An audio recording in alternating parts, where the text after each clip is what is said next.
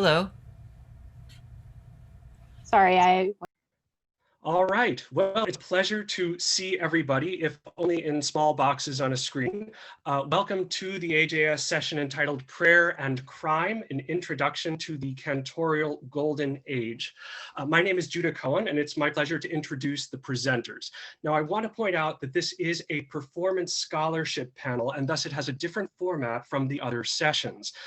As a result, you'll see the first two presenters presenting a joint presentation, and then after that, we'll have a response.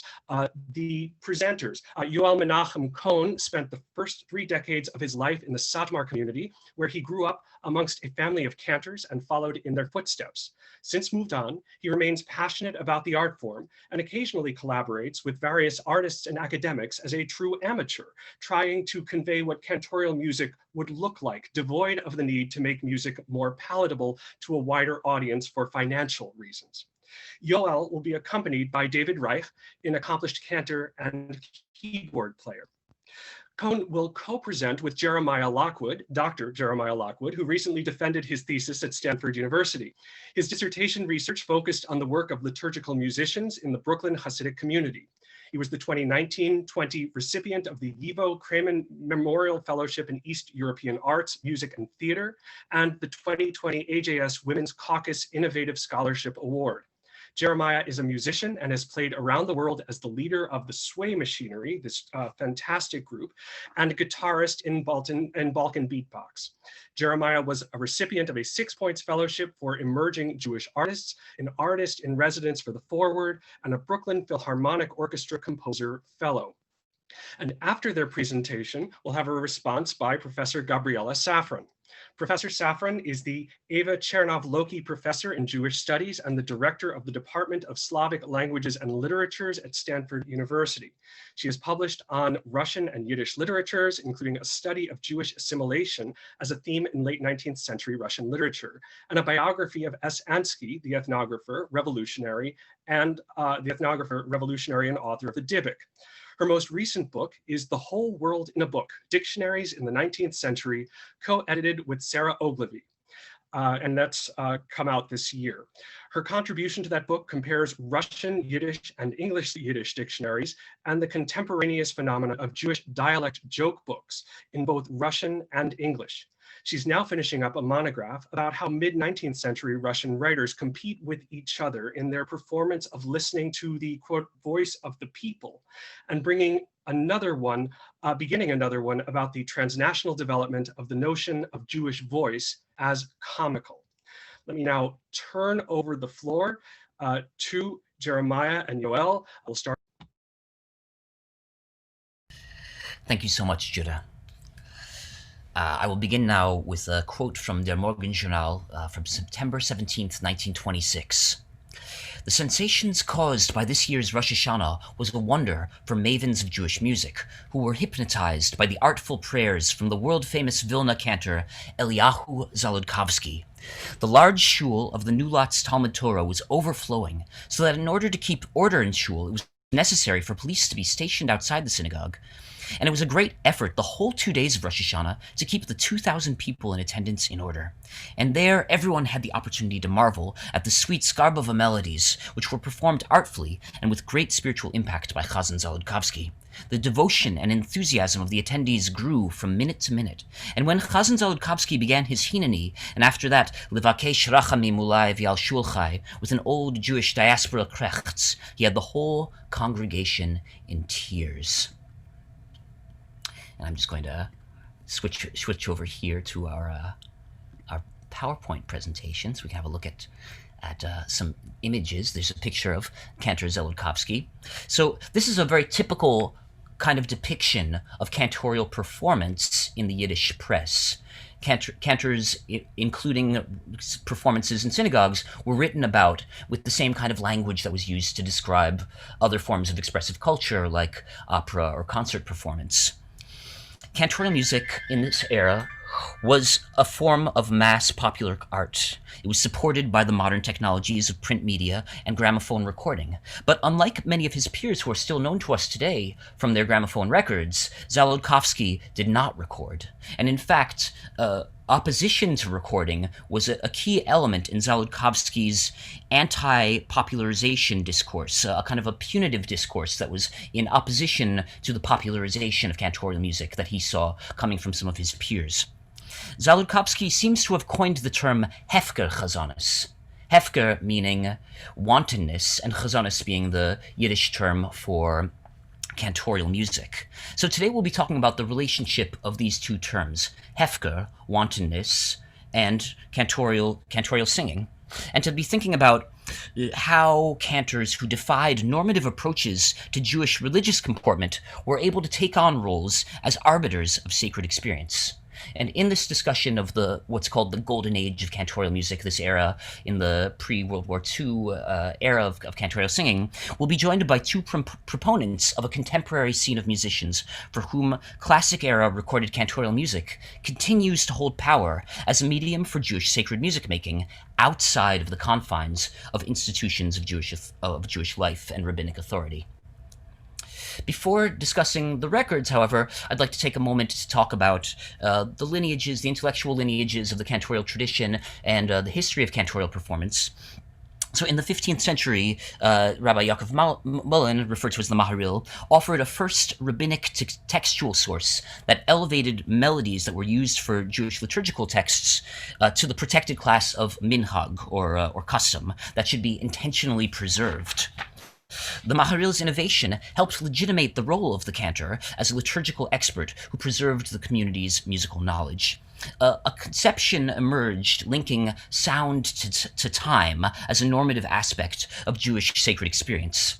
In an old cantorial truism that is still current among cantors, it is said that a Jew should be able to know the time of day, whether it is weekday or Sabbath, and the season of the year just by the melodies sung by a prayer leader in synagogue. The role of the cantor as it is understood today as a professional religious functionary, an employee of the community, emerged in the 19th century under the influence of Solomon Sulzer of Vienna.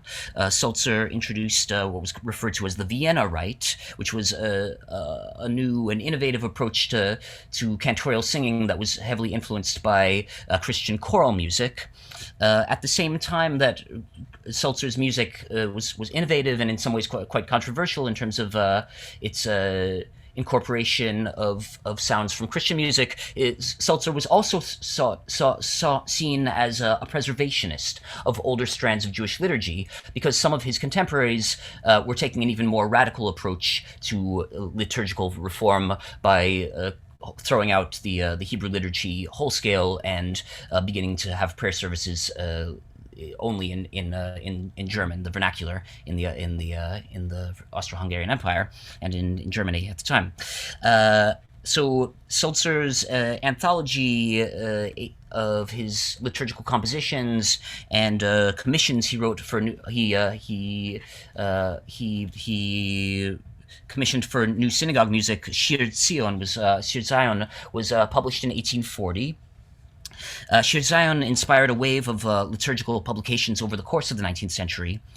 Cantors made a claim on nusach, was this system of melodies and modes for the Jewish prayer services, as the basis for a unique status as professional artists.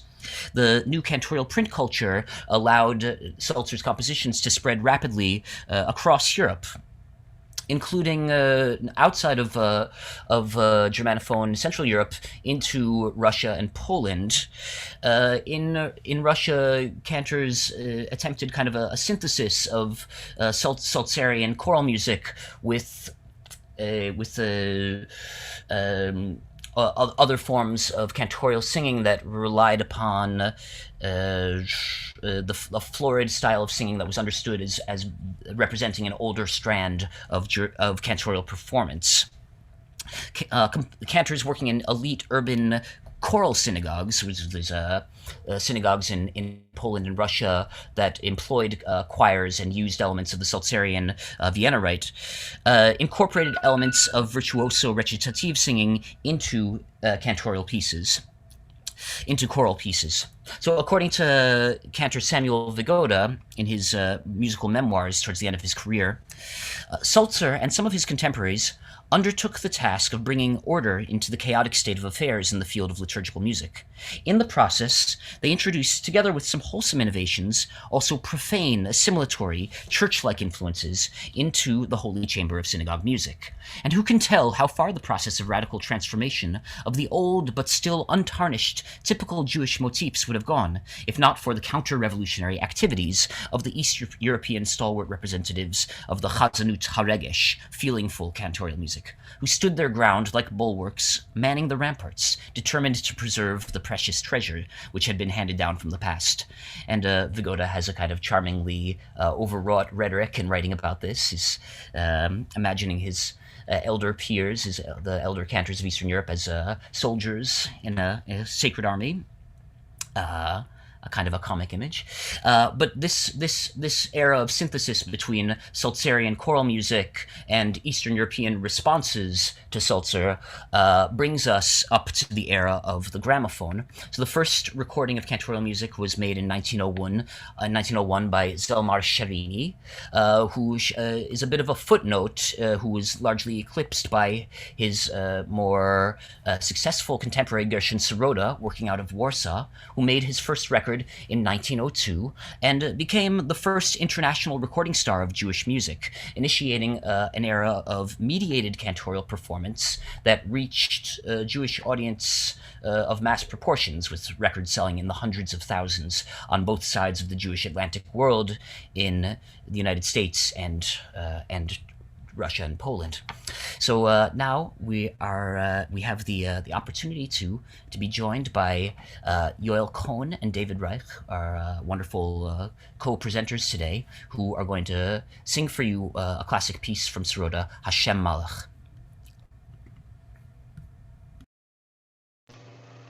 You ready? Chill.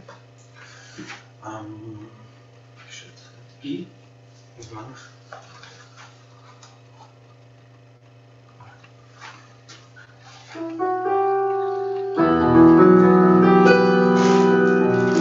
Adoi Shem Mullah Geyos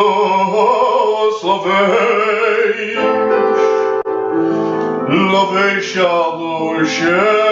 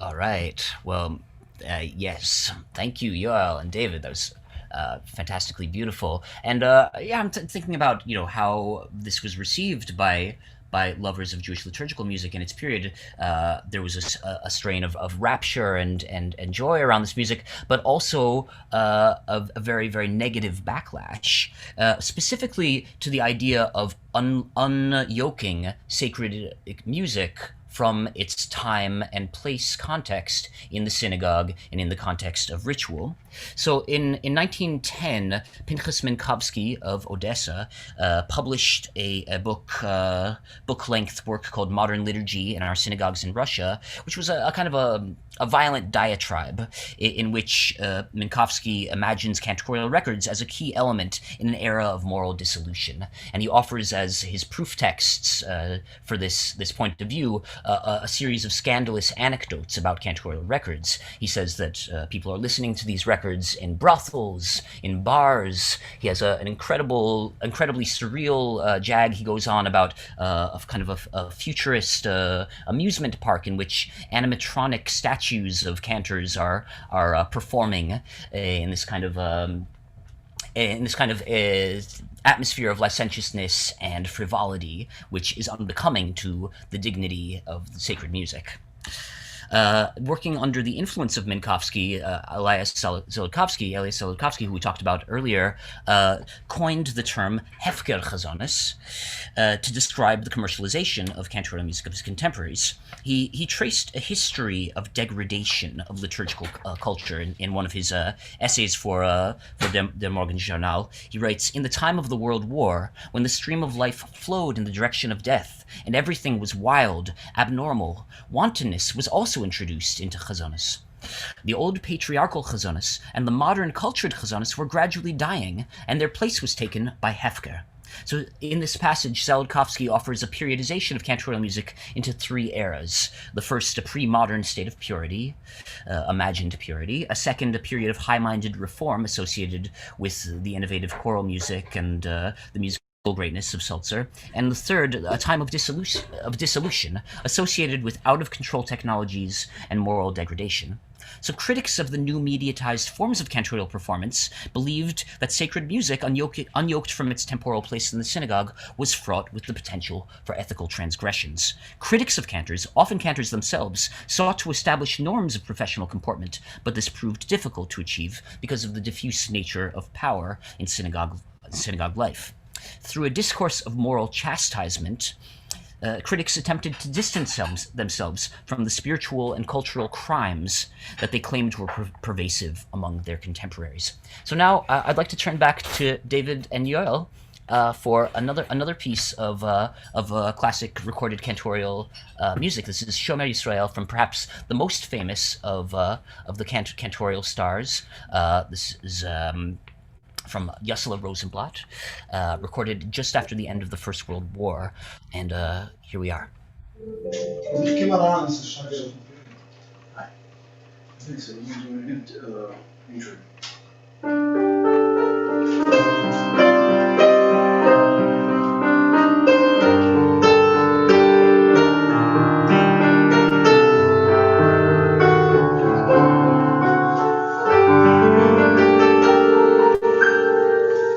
Shomer Yisrael Shemon Shem is Yisroel, Shomer Yisroel,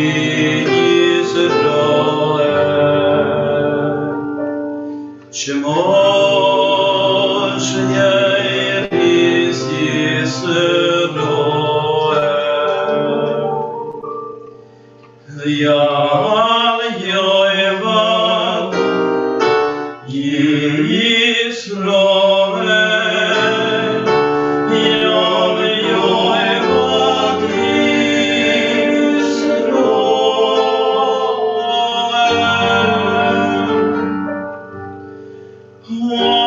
Oy Mevim Shema, Oy Mevim Shema, Oy Mevim Shema,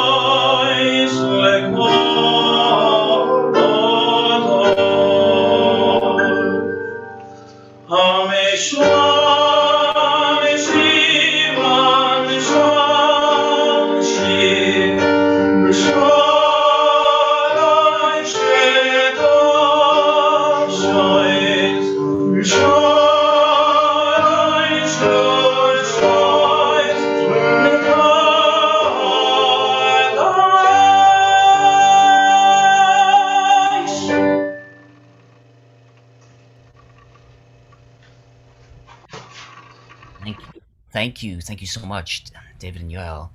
That was absolutely lovely. And now we're going to continue with talking about Yesler Rosenblatt a bit. Yesler Rosenblatt, in his posthumous reputation, has been extolled as the exemplar of cantorial piety, in part because of a story about him rejecting an offer to sing in the Chicago Opera for $1,000 a night because of the imagined impropriety of a cantor singing opera or singing outside of the synagogue. However, this story is very strange because we know about Yesler Rosenblatt that he spent much of his career performing in vaudeville. So the idea that a cantor of Rosenblatt's esteemed pedigree and piety would not sing in opera appeals to later conceptions of normative cantorial behavior, but in the era of this golden age gramophone era of cantorial performance, cantors routinely performed in venues outside of synagogue, including in the kinds of circuses that Minkowski wrote about with such horror. And as Jeffrey Chandler has shown in his work about Yossele Rosenblatt, the cantorial star persona was carefully constructed, complementing recordings and performance with a public relations narrative and visual representation in publicity images and posters. Cantorial music was a form of popular culture, and here we have images. I'm afraid you can't see all of them because I'm screen sharing, but we have three images of three of the great stars of cantorial music here in their publicity photos, and the concerts and advertisements and visual commodification were all part of a coordinated project of creating the image of the cantor as a star, projecting an image of sensual masculine beauty that accompanied the sounds of heroic tenor voices. So while conservative critics may have decried the vulgarizing effect of mediatization and popularization, the cantors themselves wrote about their work as preserving a deeply intimate sound of Jewish prayer. The music of the Golden Age cantors represents a populist revival of sounds that were considered by the cantors to represent the folkloric roots of sonic Jewishness. And a particularly fine example of this folklorization of professional cantorial process can be heard in the work of Zavel Kvarten, who wrote in his autobiography about how his work responded to and represented a pulling away from the choral music style, which had become the norm in elite synagogues in Europe. So Kvarten writes, "After a while, I started to feel that the modern cantorial repertoire satisfied me less and less. I felt even more drawn to conservation, orthodoxy, and tradition. I started to search for compositions, recitatives, and improvisation that stemmed from the great Orthodox cantors of the old traditional form. I grew ever more absorbed in these unique compositions that were suffused with the perennially distinctive quality of Jewish life. But the more deeply I delved into these compositions, the more there grew in me the longing to be like them, the generations of cantors that piously and conveying fear of heaven sang out the tears and hidden longings of their people."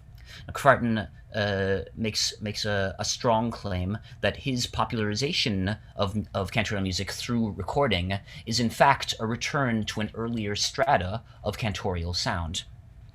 So in the aftermath of the destruction of Jewish Europe in World War I, in America, where Kvarten's recording career was located starting in 1920, Kvarten developed a sonic evocation of small-town Jewish life.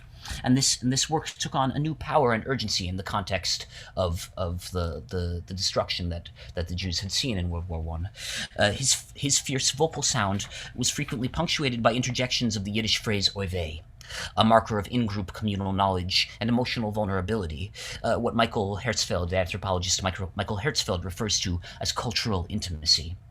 And now, once again, I would like to turn to Yoel Kohn for his interpretation of one of Kvarten's classic pieces, Shomea Kol Bichios, a piece taken from the Nila service. And Yoel, I'll turn it over to you.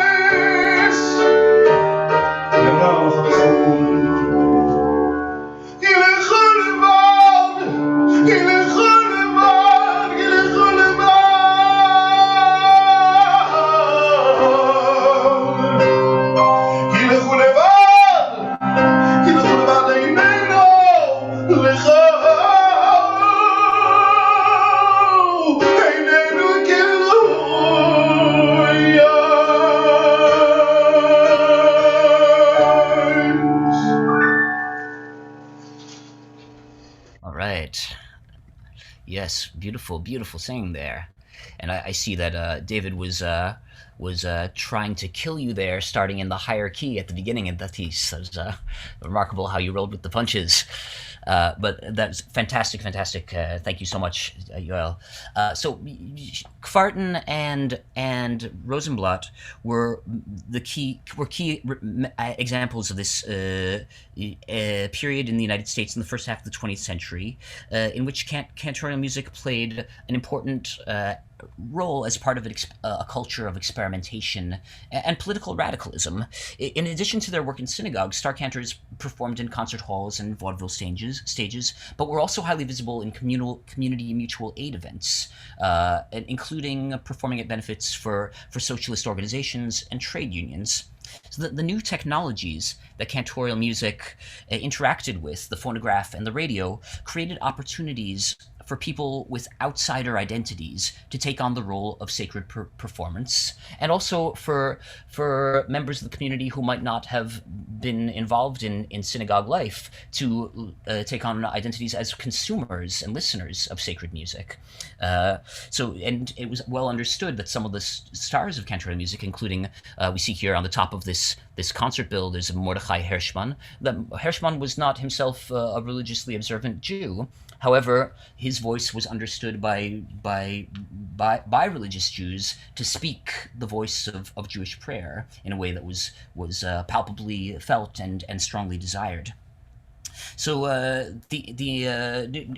new research about the cantorial about black cantors in this period has shown that there were a number of performers who were active and popular on the Yiddish stage and in making cantorial records coming out of the African American Jewish community, involved specifically as performers in Yiddish and as participants in Ashkenazi Jewish liturgical music. So I think that understanding the breadth of what cantorial culture allowed in terms of people with identities that might not have been looked at from the mainstream as being normative participants in the community could take on roles as important members of the community from the liturgical and expressive culture standpoint. And Henry Sapoznik's recent research has surfaced the story of Thomas LaRue, who was a star of Yiddish stage and also toured in Europe, and has deserved attention, expanding our conception of how cantorial music can work as a cultural force that connected Jews across divides of identity. Also prominent in the Golden Age period, but women is often referred to by the Yiddish term chazante, which was an honorific for a cantor's wife. The definition of this word expanded to include women performers of cantorial music. While the most famed of the early first wave of chazantas, such as Sophie Kurtzer or Shendela the Chazanta seen here, were not, it's generally thought did not perform in synagogues. Some cantors did work as prayer leaders in ritual contexts, especially in intergenerational cantorial families. So the most notable scion of a father-daughter cantorial family is Goldie, pictured here on the lower left with her father Samuel Malevsky, who was a student of Yesler Rosenblatt. And although Goldie was prohibited from being able to get a job as a pulpit cantor due to normative prohibitions on women's voices in synagogue spaces, she was, however, able to lead services alongside her father on the Jewish resort circuit, which featured star cantors presiding over holiday services in a marketplace that was not regulated by rabbinic authority. So the Malevskys were kind of late figures in the cantorial golden age. Their popularity extended into the 1950s, and they continued making commercially popular records of cantorial music into the post-World War II era. And Yoel and David are going to perform for us a classic piece from the Malevsky family. This is Malevsky's Av HaRachamim, a piece that took on a special quality in Holocaust memorial in the post years. So I'll turn it over now to Yoel and.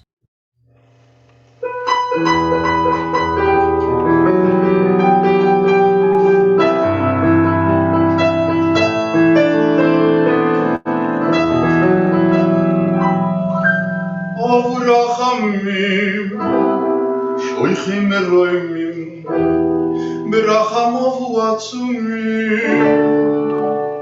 Uyezikoir berachamim, Uyezikoir berachamim, achasidim vayishurim, v'yavavot mimim, ki lo yisakoidem, Shema wasru novisham, ki lo yisakoidem, Shemosru novisham,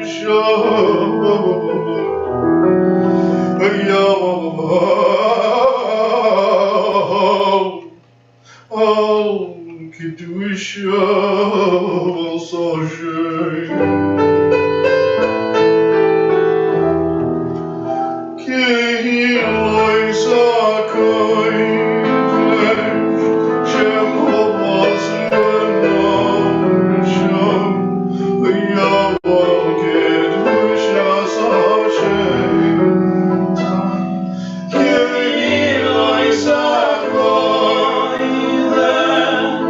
Shema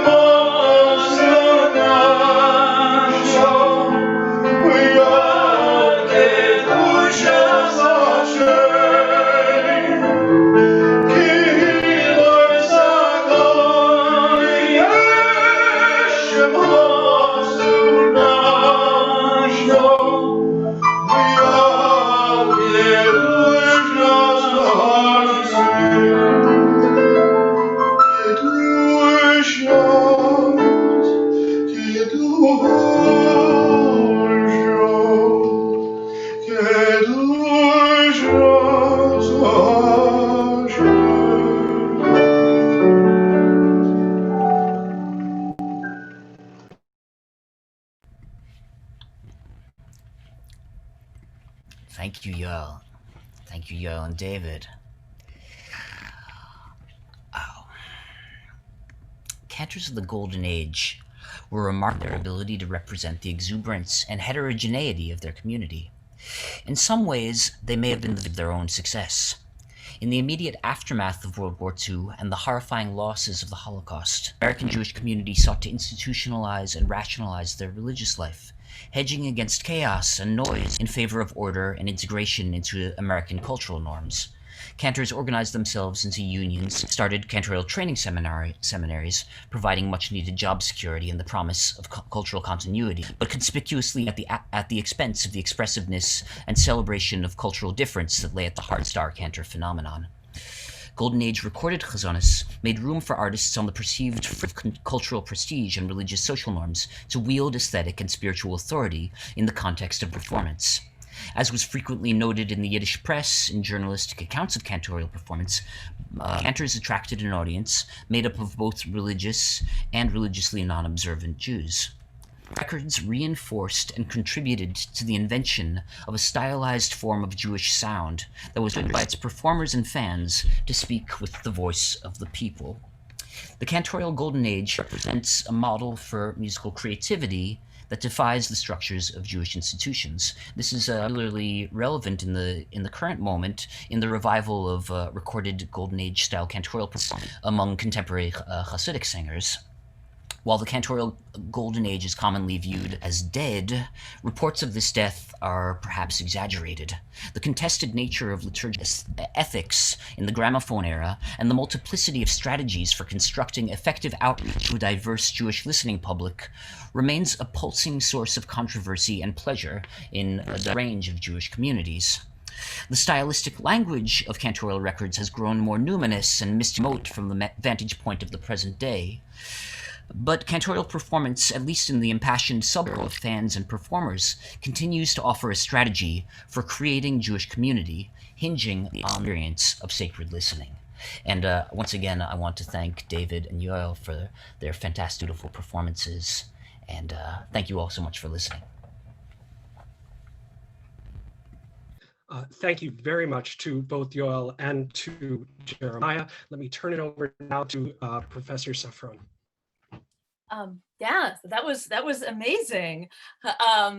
Amazing to hear. And of course, it's just so exciting and startling to think about the intersection of Hefker and chazonis, of immorality and cantorial music.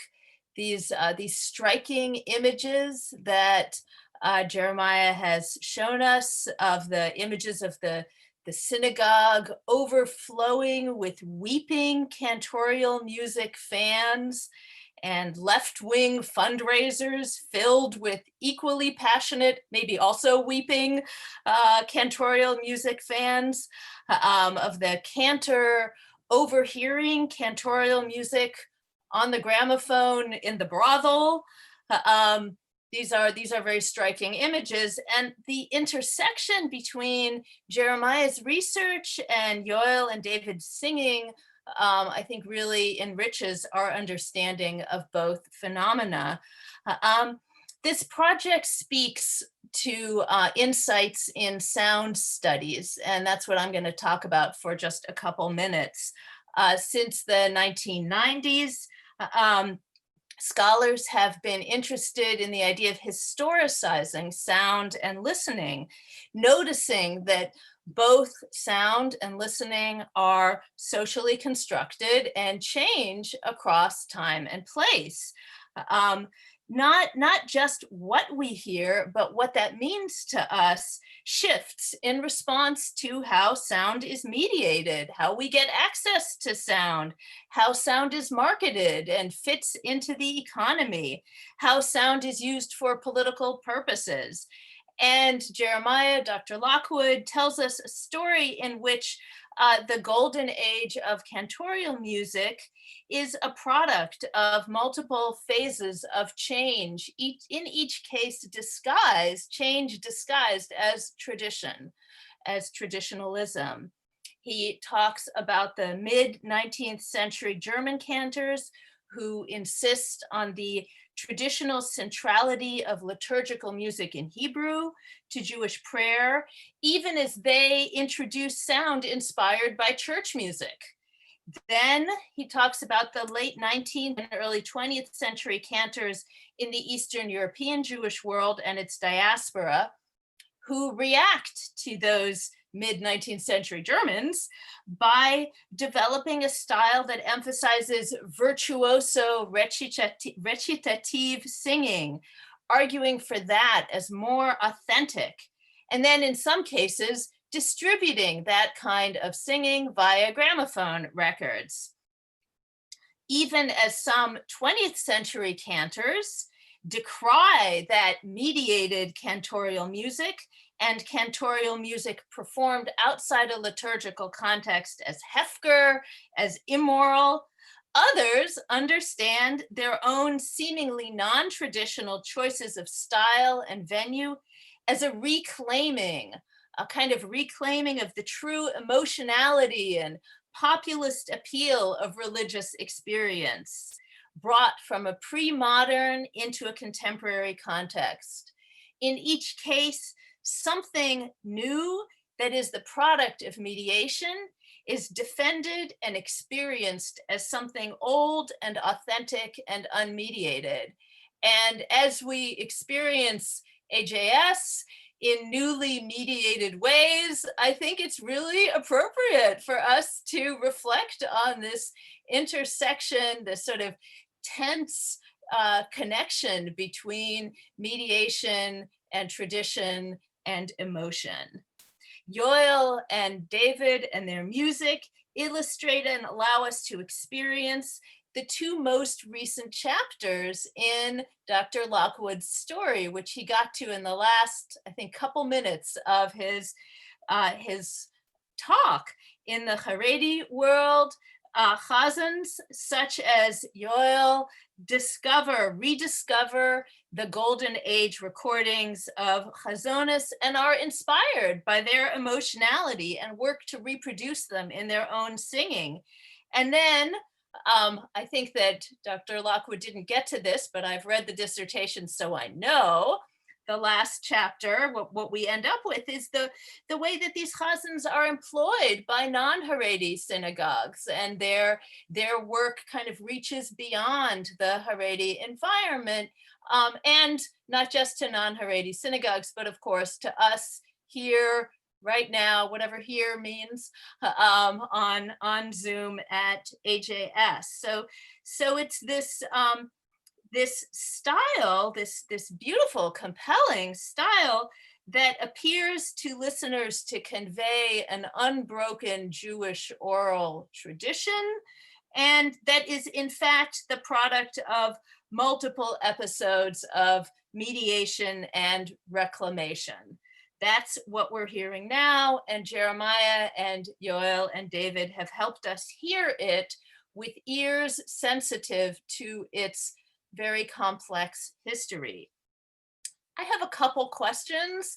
I don't know if really we want the presenters to answer them now. Maybe we want the presenters to hear more questions from the audience, but I will throw them out. And they're two really, really big questions that can't really be answered in a minute on Zoom anyway.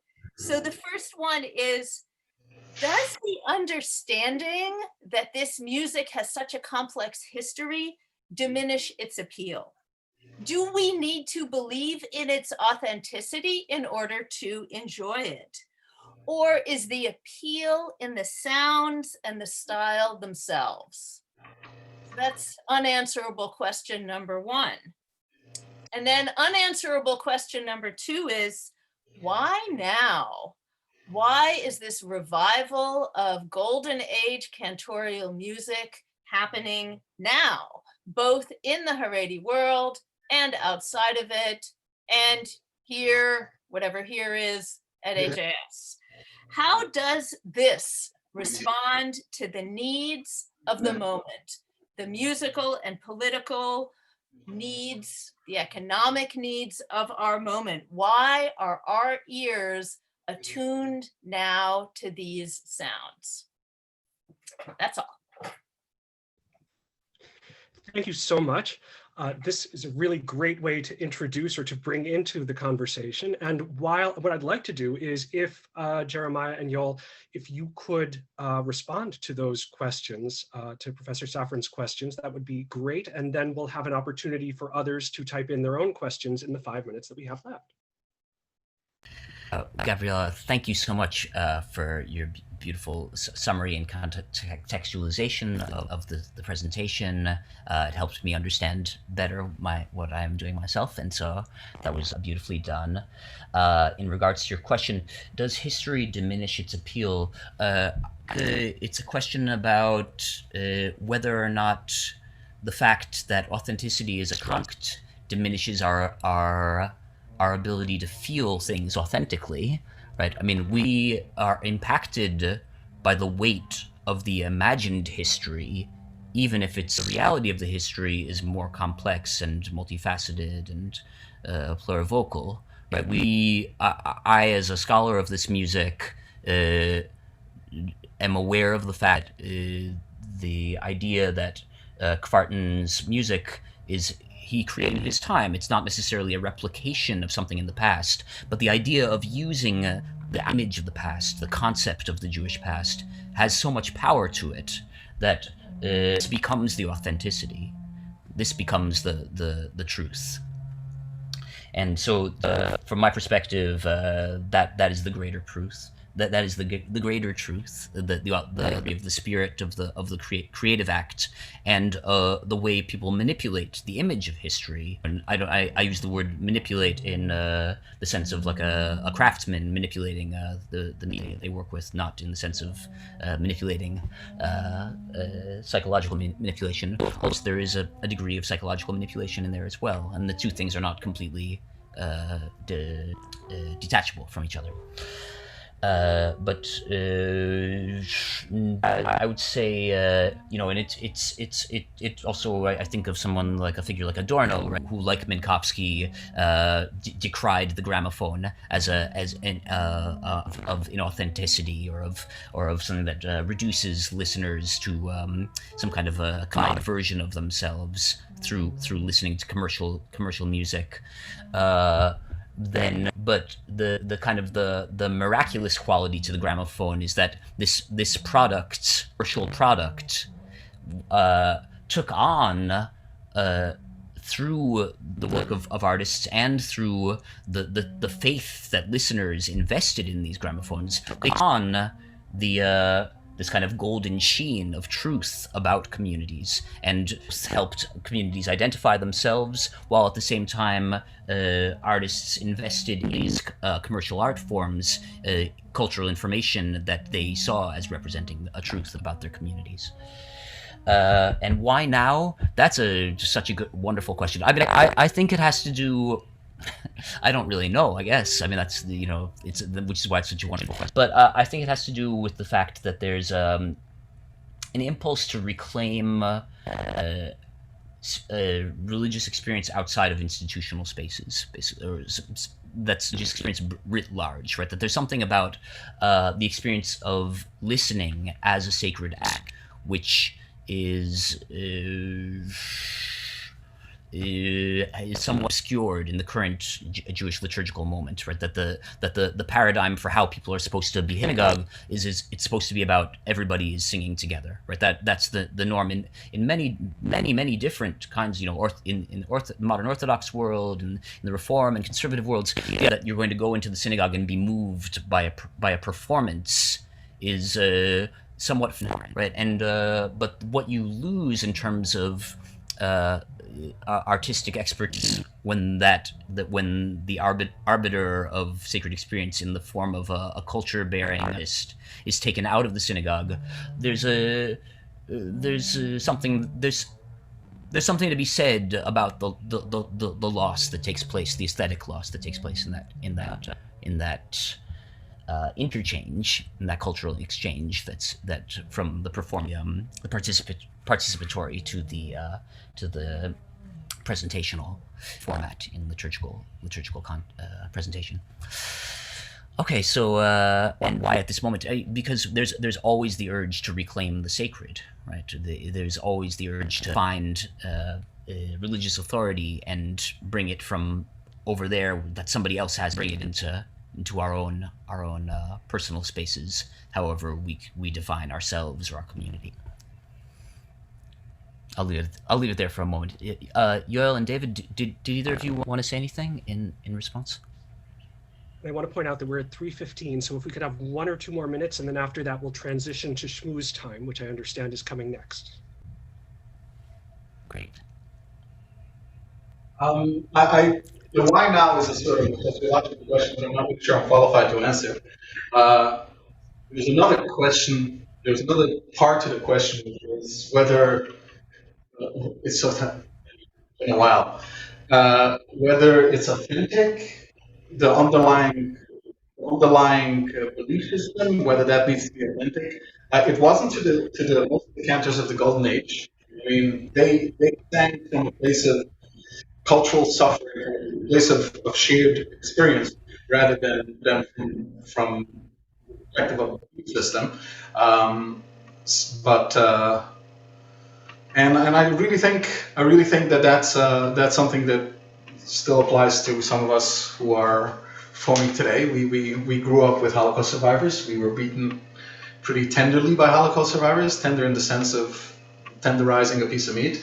And so we sort of second-hand Holocaust survivors, we'd call ourselves. So we get that communal suffering, that shared pain, and that's where the music comes from. It's not so much the belief system. It's not so much the authentic religious part of it, more than the cultural. You want to add something? No, I'm good. All right. Well, that concludes us.